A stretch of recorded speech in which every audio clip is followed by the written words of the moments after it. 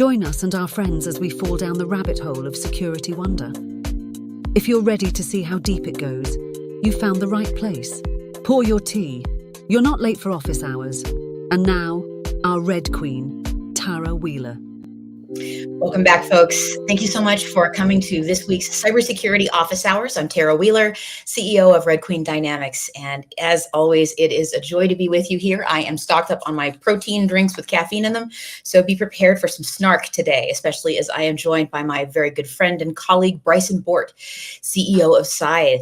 So Bryson is the founder of Scythe, a startup building a next-generation threat emulation platform, and GRIM, a cybersecurity consultancy. And he is also co-founder of the ICS Village, a nonprofit advancing awareness of industrial control system security. He's a senior fellow at the National Security Institute and adjunct senior technical advisor for the Institute of Security and Technology. As a U.S. Army officer, he served as a battle captain and brigade engineering officer in support of Operation Iraqi Freedom before leaving the Army as a captain. He is recognized as a top 50 in cyber by Business Insider, Security Executive Finalist of the Year by SC Media, was awarded Tech Titan twice. I'm going to need that story in a minute, and is the 2023 SANS Difference Maker Award winner. He received his Bachelor's of Science in Computer Science with honors from the United States Military Academy at West Point, and has a master's degree in telecommunications management from the University of Maryland, an MBA from the University of Florida, and completed graduate studies in electrical engineering and computer science at the University of Texas. And I am so glad to have you with us this week, Bryson. What the heck are you doing here? You're a high-achieving human being with a unicorn on your head. How did you end up on a webcast with me? There are many mistakes I've made in life. Our friendship and our partnership has never been one I've regretted. I am so glad. This is going to be a lot of fun. So this week, folks, as always, remember to jump on in and ask your questions in the comments, to post them on LinkedIn, to YouTube, wherever you'd like to. We're going to answer questions. We got Ian in the background today who's going to be taking a look at comments and questions. So please throw your snark, for he can definitely catch it and bring it to us. We're looking forward to it. We're going to talk about some major issues in offensive security today. But one of the things I want to ask before we do anything else is, Bryson, can you tell us a little bit more about Scythe and offensive emulation? What is adversarial emulation, and why does it matter to our audience, which is less enterprise and more managed service providers, VCSOs, and small businesses who are in the supply chain? Why does this matter to them? Sure. So let's back up. Why does offense matter?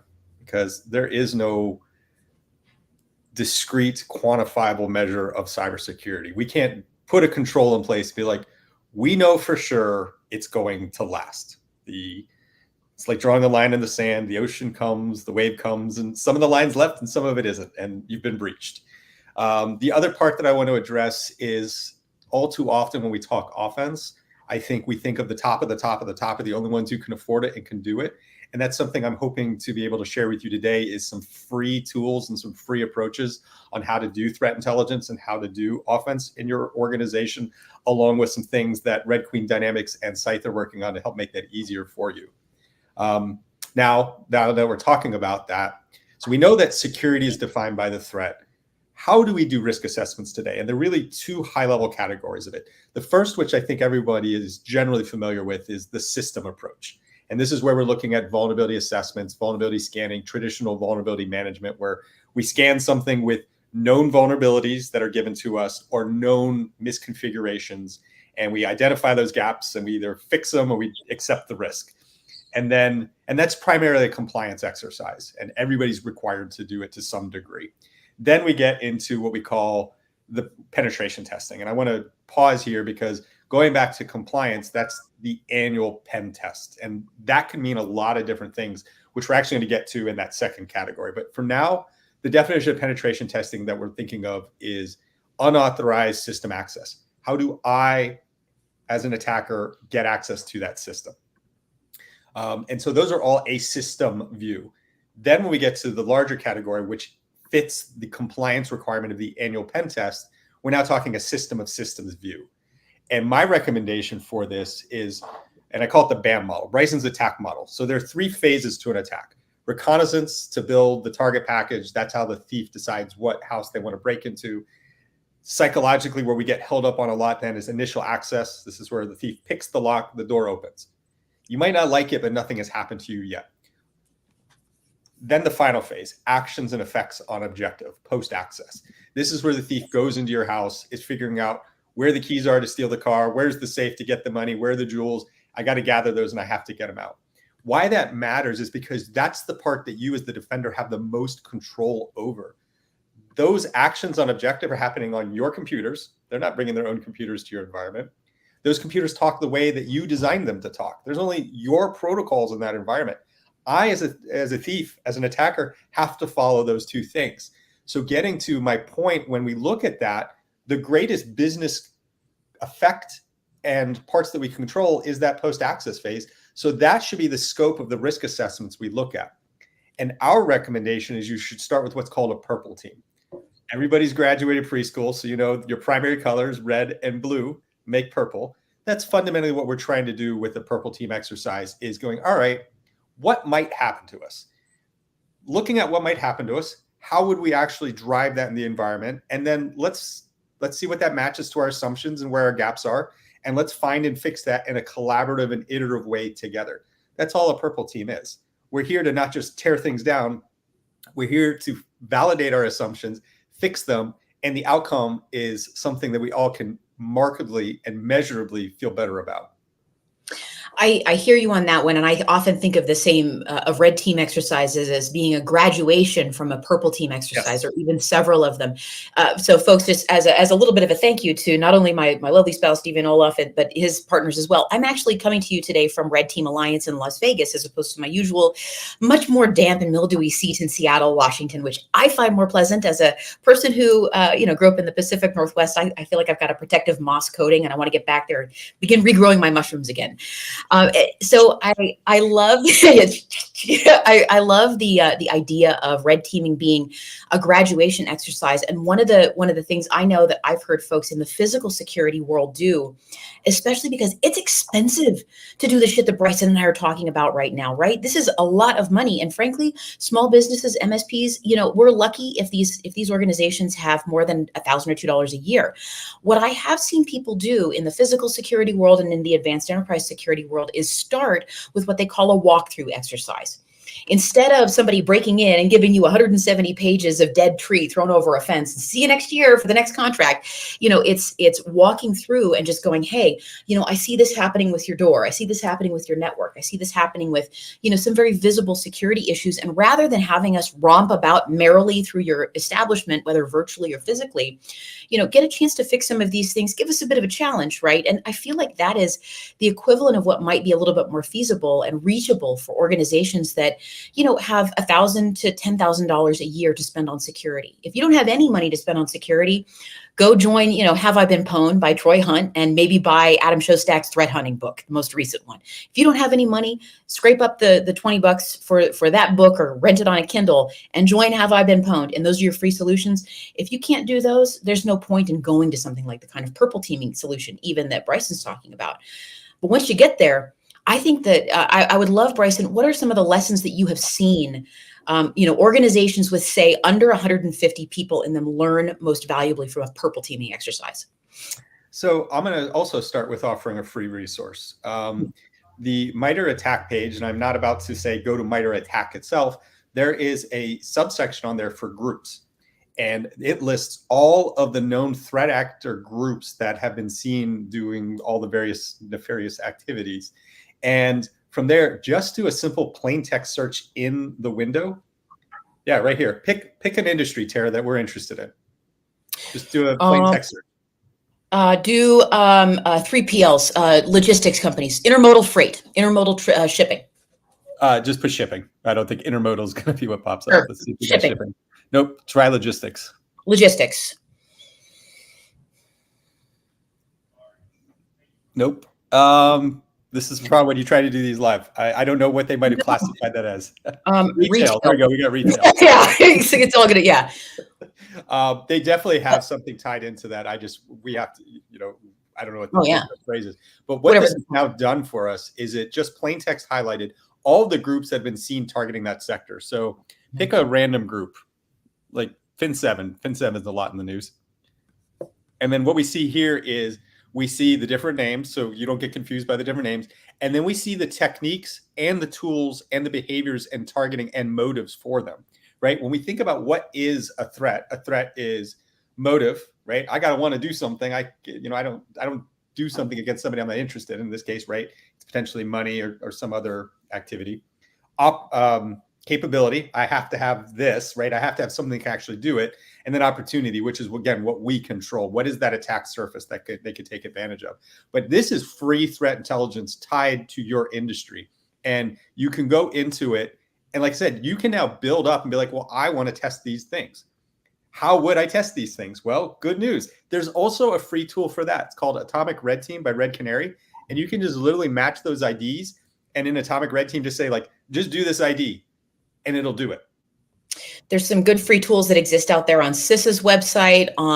We actually serve for free to all nonprofits and small businesses the GCA Small Business Toolkit. This is the Global Cyber Alliance's Small Business Toolkit, and a series of questions. So we serve that one for free as well too.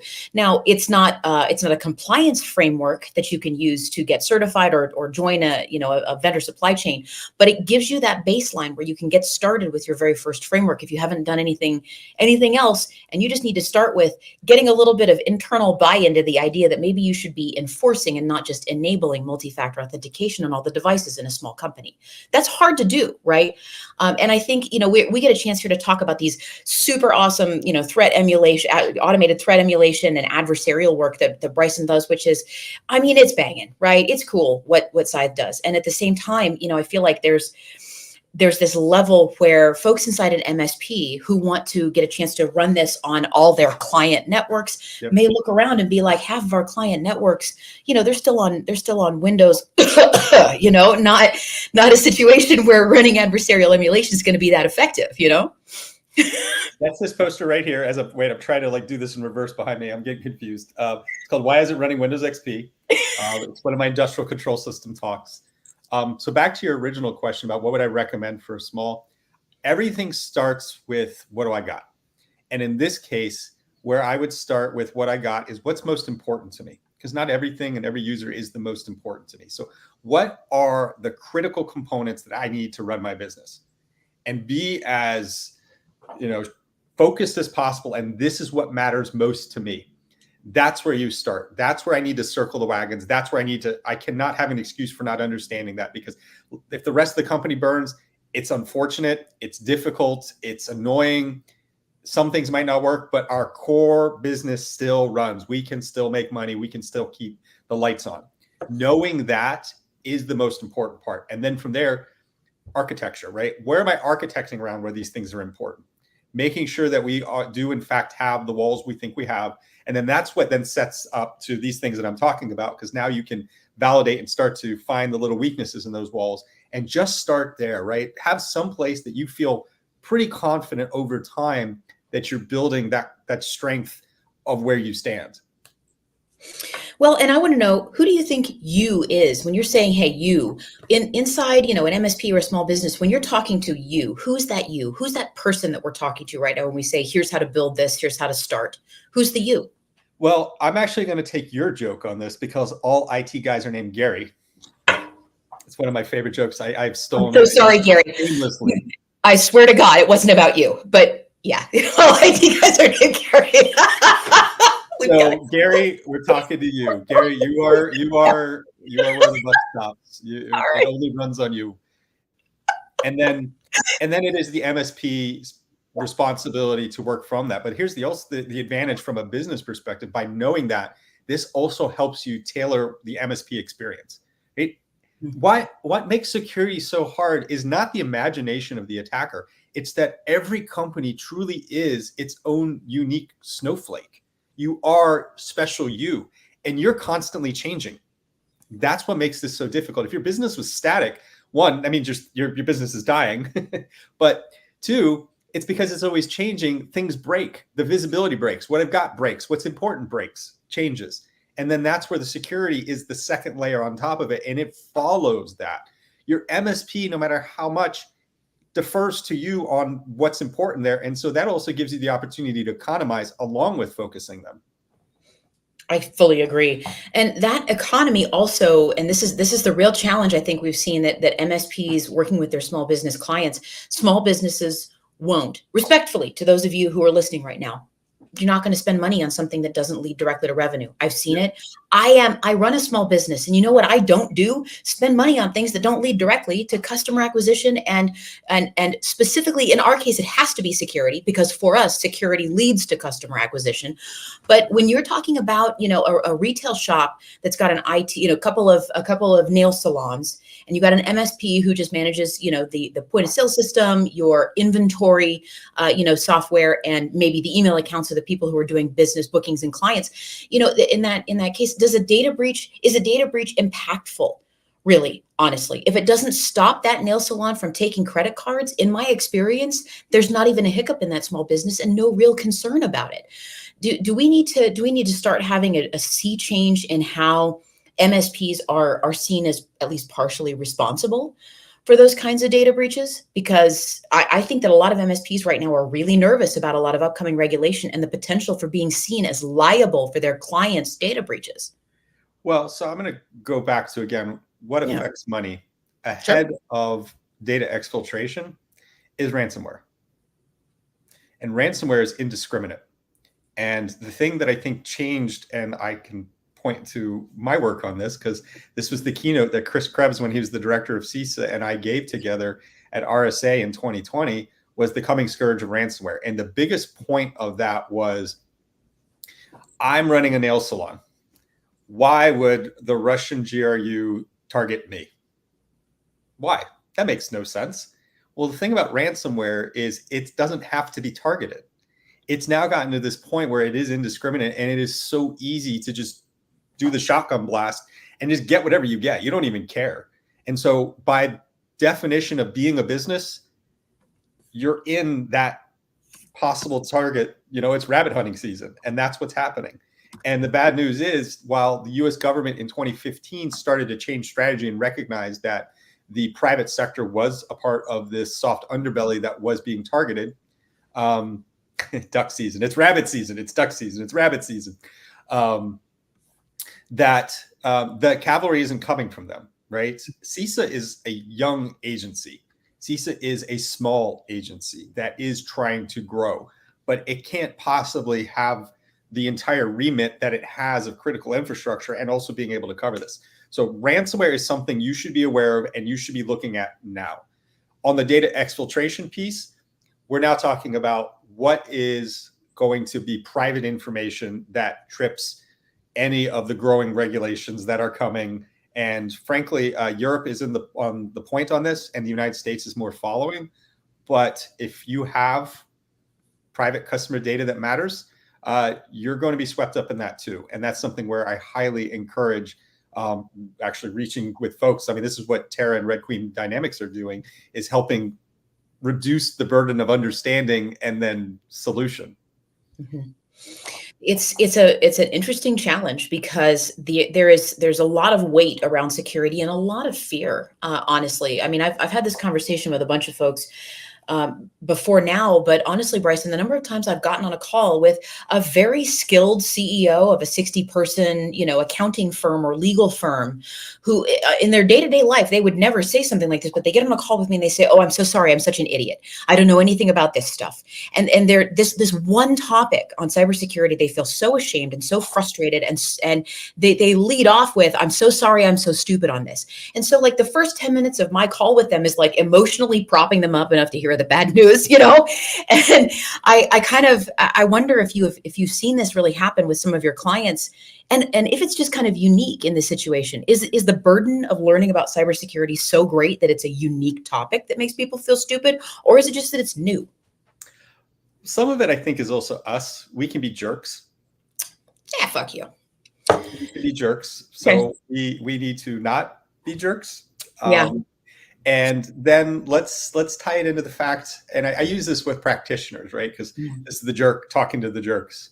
And I was like, where does cybersecurity fit in your personal risk model? And they all go like, and I'm like, no, actually, like, think about it. You wake up, your first concern is, did your alarm wake you up on time?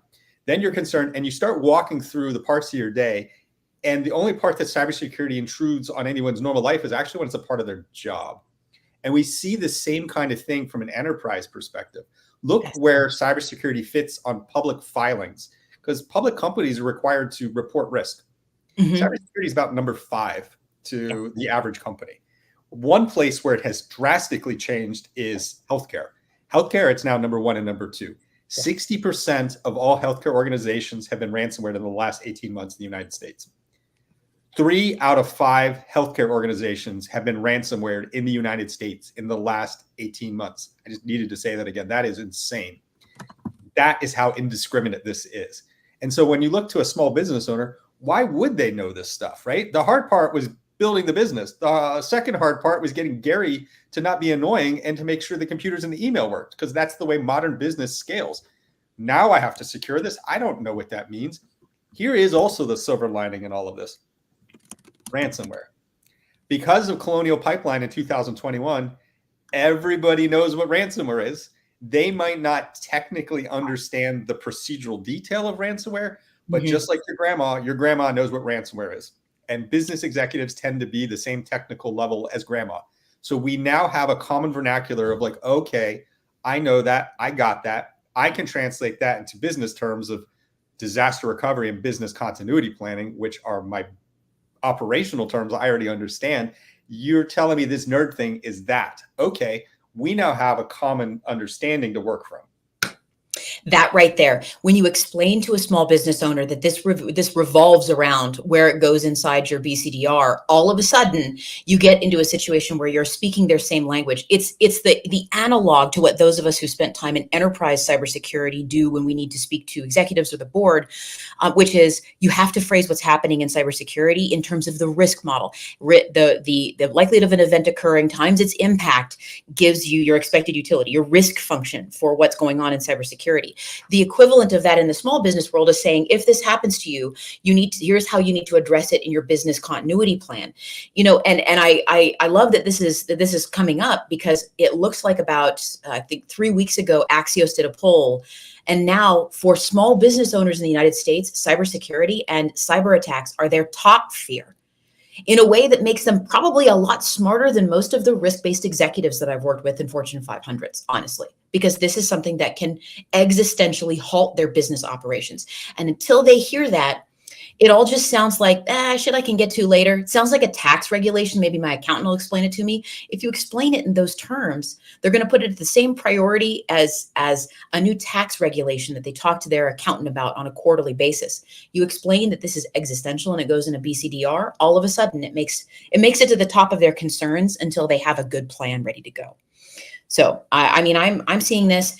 I'm wondering how we can draw a through line from what you're doing, Bryson, with adversarial emulation to the kind of things that small business owners want to see prevented.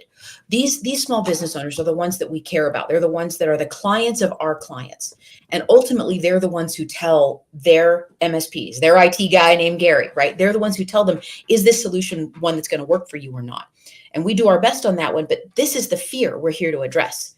What's the through line from advanced adversarial assimilation to assuaging these fears for small businesses? Is it a target to MSPs? Who are you talking to, Bryson? So it has to be the MSPs. The end user is not comfortable, nor should they be wanting to do this for multiple reasons. So it really, again, I've offered some free tools and examples, which Gary would be able to jump with from there, because it's the process itself. Purple teaming is a process. If you haven't done it before, you're not going to know how to do it, no matter how technically competent or elite amateur hacker you are. So the process itself, and the process again goes back to business conversation, but the technical building it out, that requires some help. MSPs have these relationships, and so that's another part that I think is important, because this starts with trust. I mean, you're going to be doing something in the environment. It's going to be safe.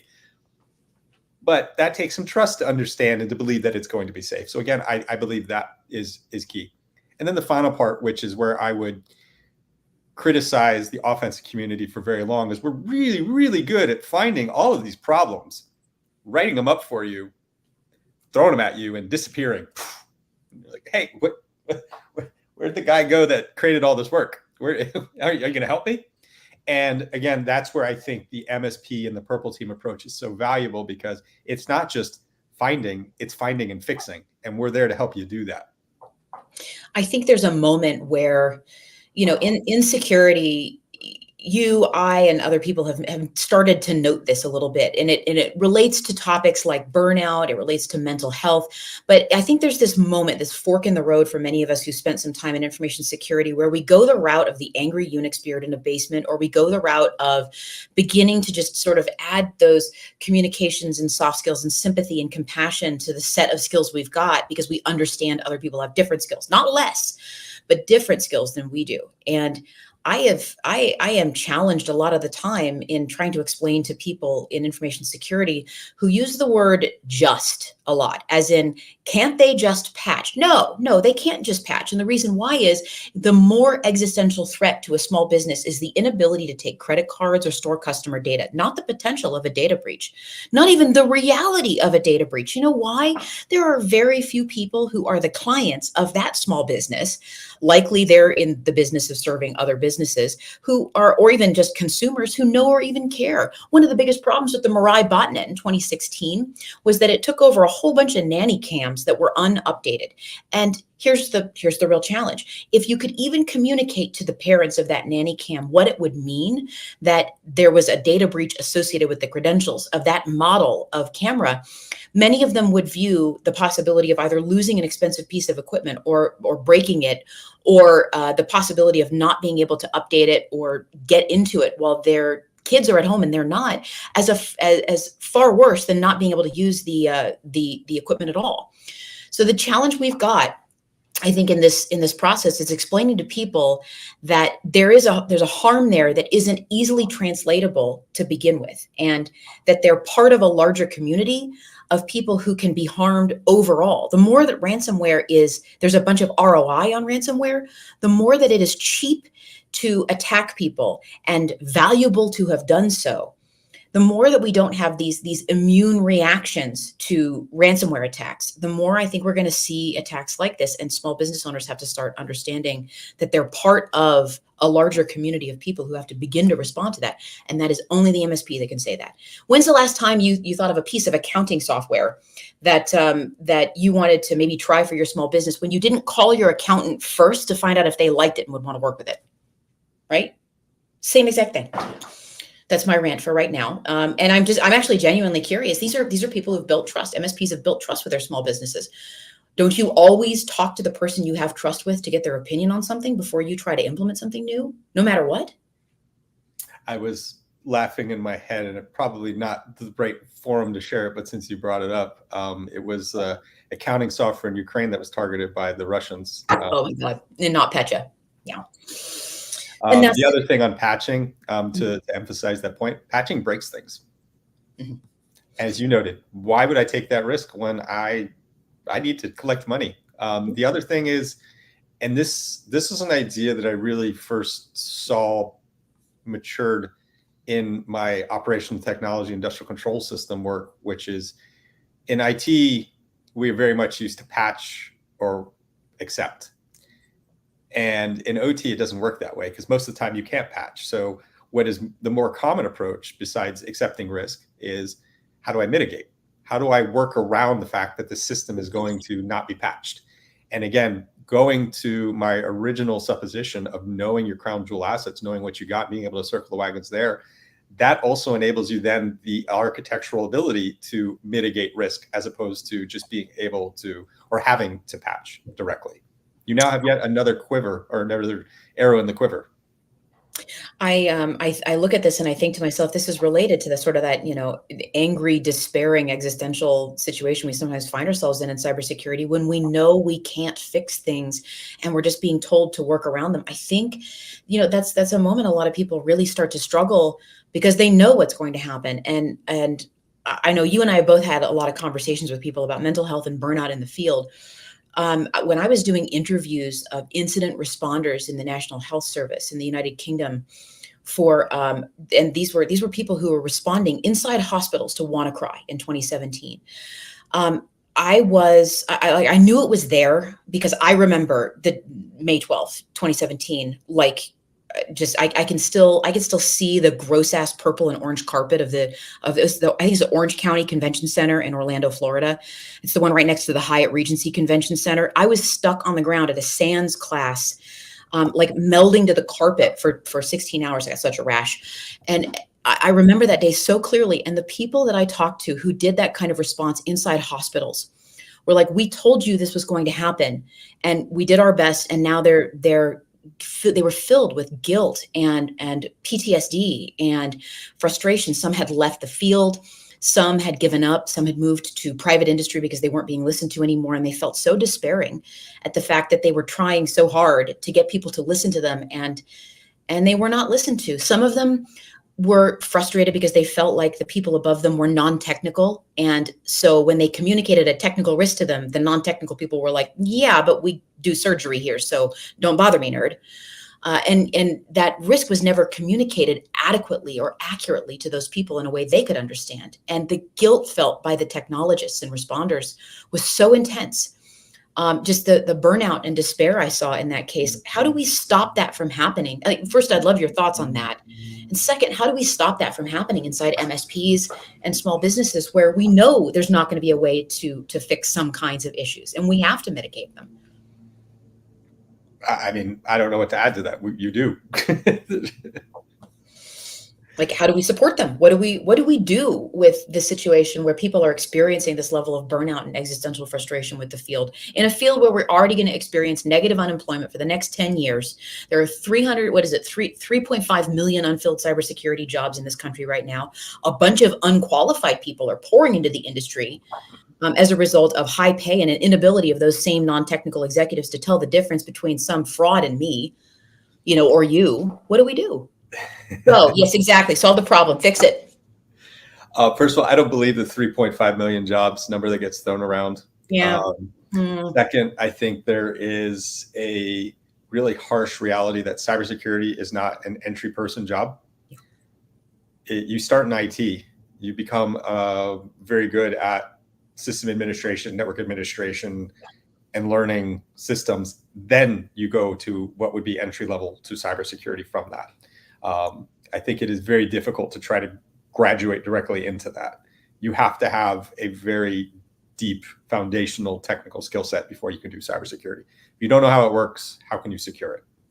The third, I'm losing count, is I think the tools don't work for our people.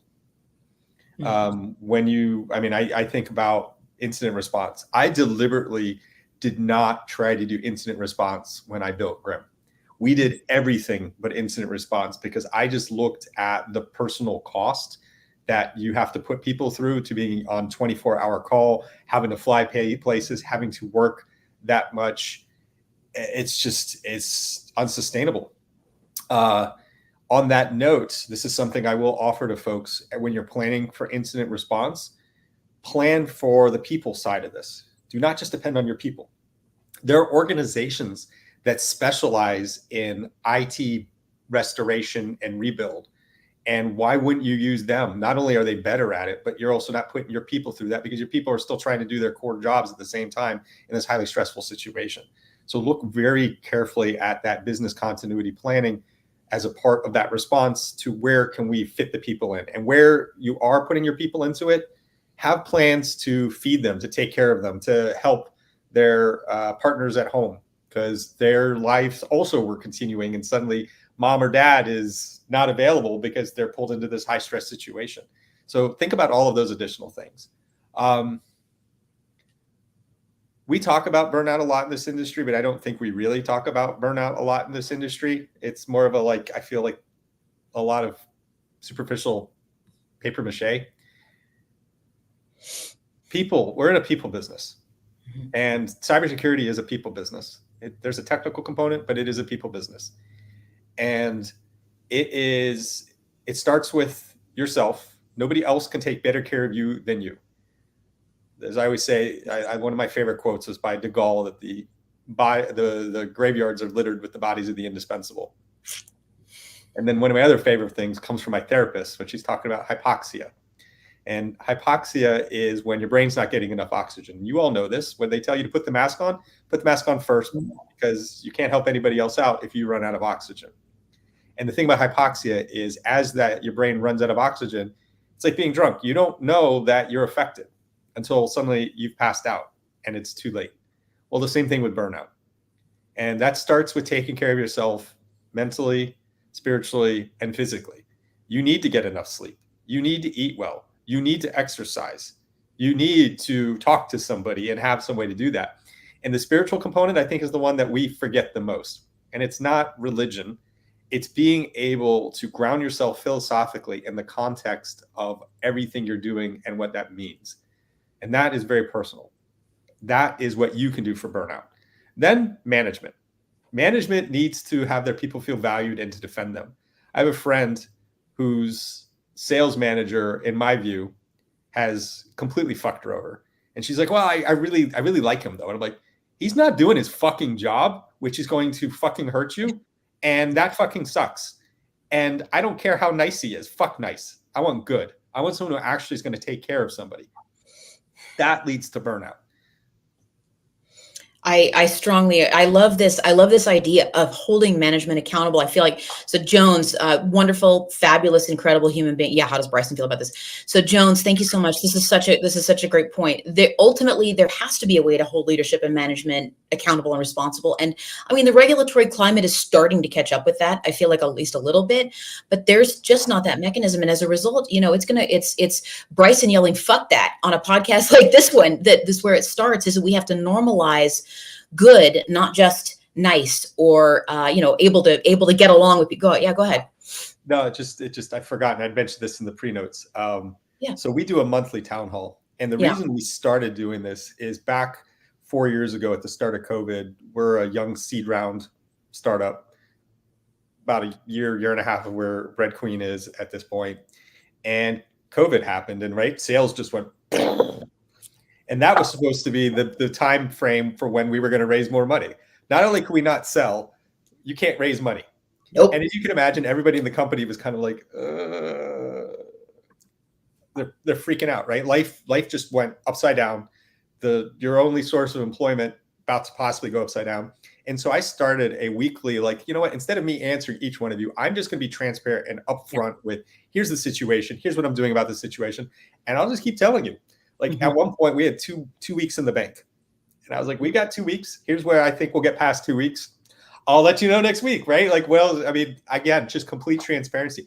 And we got through it. And then that led to the monthly town halls that we do now, where that same level of transparency is required for all executives. Anybody in the company can ask any executive any question about anything, because if they can't justify it, then what the hell are we doing? That's not leadership. And again, that leads to the question of burnout, which is I'm doing a bunch of stuff, but where is this all going? The other thing I did on this last one, and it caught everybody by surprise, is I went on a 15-minute talk about burnout. And I led with myself, where I burned out, why I burned out, and where I had been doing all of this work and the consequences of that. And that's not okay. Also, where I feel much more confident in the trust that I have with everybody at this point. And then I talked through actual programs that we offer with our health insurance, and not like just go to the Blue Cross website. I was like, no, they have this, I've used this works this way. And I was giving, and there were people in the chat like, wait, what? Mm-hmm. And everybody was just kind of so blown away that the CEO took this time to talk through, both from sharing a very personal vulnerability, also to sharing very actionable, I care about you and I want you all to be doing this. And you need to be taking care of yourselves. And by the way, we've given you the opportunity to take care of yourselves. And we use the PTO policy we have so that you can take care of yourself. You should never, ever feel like I don't have sick leave to take a doctor's appointment. Nope, you always do. You can always take care of yourself. I love that you're describing that. And what's more, we're going to tie this all back around again to exactly what you said about how cybersecurity is a people situation. It is not a technical one, because people, do you know what happened in supply chain security this week?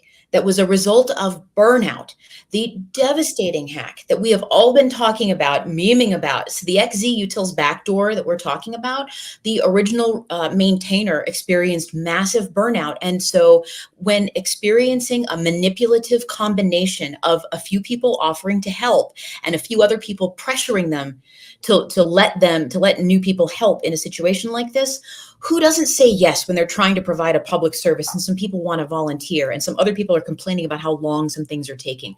This is a story of burnout, how it was taken advantage of. Does anybody think that there is a technical control on the face of this planet that would have prevented this problem? I do not think that there is one. What do you think?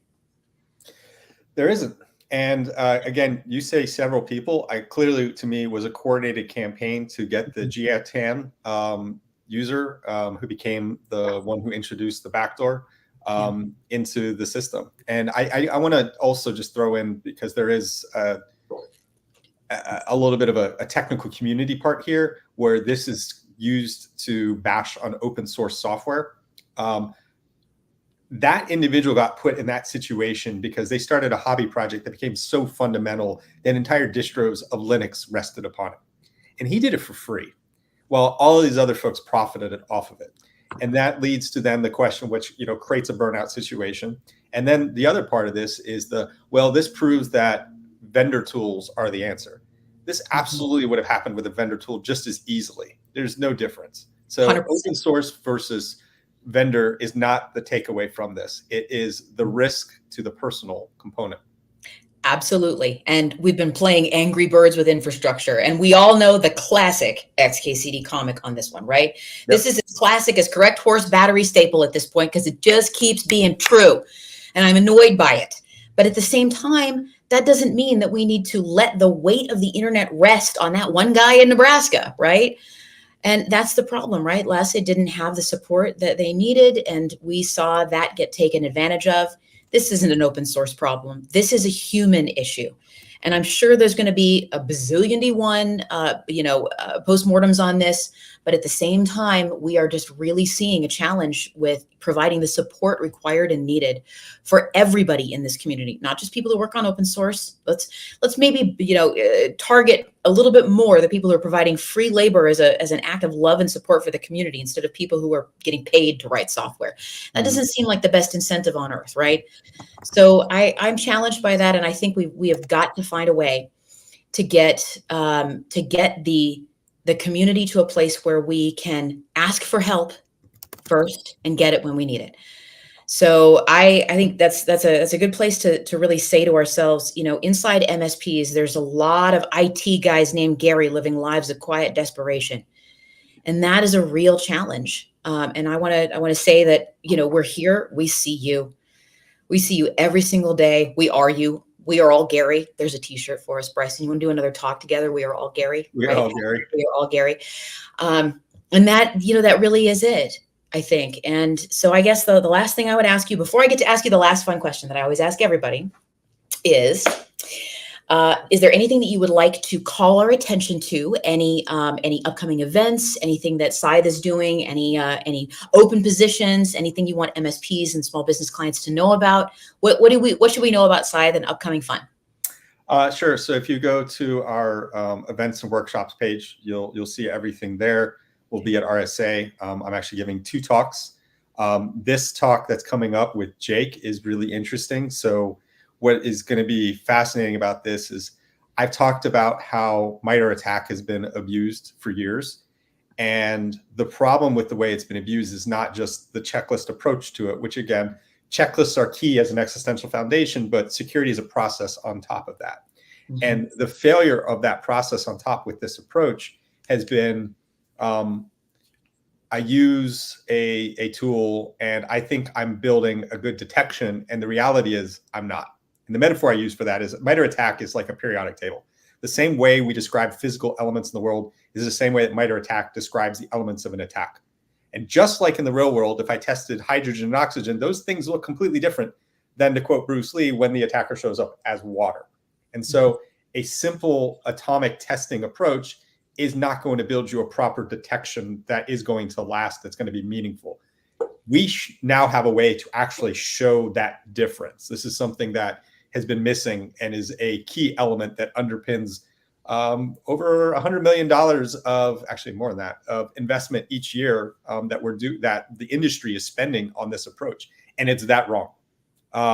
The other thing that I'll call out is if you're interested in industrial control systems, our nonprofit that I do with Tom Van Norman, we have our annual policy conference in DC called Hack the Capitol, 7th one coming up. Obviously in person is recommended, but we will have a virtual attendance option.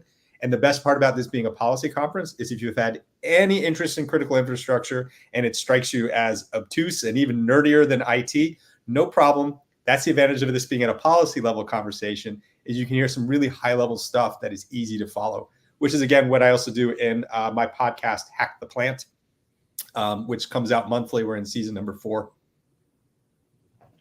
Okay, sounds good, folks. And then the very last question, Bryson. All right. You go to the bar at an information security conference, and every single one of us is talking about getting the fuck out of this life. No? Somebody's got a boutique coffee roastery that they want to start. Somebody wants to be a brewer. Somebody wants to raise horses and get an antique Norse loom and be in the middle of an apple orchard to make Calvados in the Northwest. I'm not saying that's me. It's definitely me. But what is the other life that you're not living right now? Where in an alternate universe, this is that thing you think to yourself, God, I need to get out of this life and go live this other life that I dream about upon occasion. What's the job, the life, the career that you have in this other life? So first, I'm going to shamelessly abuse my answer, and then I'm going to give you the answer in the spirit of what you're asking. Cool. The first is I already know what my next career phase is going to be, and I'm actually going to be making my 12th angel investment this week. And the reason I don't feel like this is inappropriate to answer back to your question is because I'm not in the space by doing that. I get to watch all of the next bright-eyed, bushy-tailed entrepreneurs who get to do all the hard work and be in the space do that, and I'm just there to provide coaching and therapy sessions. So it's not like being in the space, but it's not being in the space. So fully answering your question, I really love to cook. Now, that being said, cooking for work is not the same thing as cooking for passion. So I have had the idea that gets a little bit louder in my head each day of I'd like to open a wine bar that specializes in small bites, like the best one bite. So kind of a little take on tapas that would not require as much of a commitment for cooking to be able to do. And I get to just focus on creating the perfect bite to pair with each wine. Mm. I love that one. I love it so much. There's just no connection or reason to mention this, but there's this place called Cafe Vino at Olio on Vashon Island that is very much in the model of what you're talking about. They're like a coffee roastery in the morning and a wine bar at night. And there's like one pasta dish and bites and selections and things like that. And we love going there. You end up somehow you end up having had a giant meal, even though it's just, paired bites and things like that. It's wonderful. Anyway, when next time you come out to Seattle, we'll trek over there and like motorcycle out for the day or something like that. It's a good situation. All right. That is absolutely wonderful. So micro tapas. I love that one. Micro tapas as a service. Huh? Yeah. Okay. All right. You're getting away from the nerd. Don't pull me back. Fuck that shit. Bryson, thank you so very much for being here this week. Thank you for the compassion and joy that you bring to this topic. Folks, as always, it has been fabulous and wonderful to have you here with us this week. Next week, we've got Kevin Johnson of Secure Ideas joining us. Really looking forward to that conversation. Everybody have a fabulous, wonderful week. Take a little bit of time for yourself. Have some micro tapas as a service. See you next week.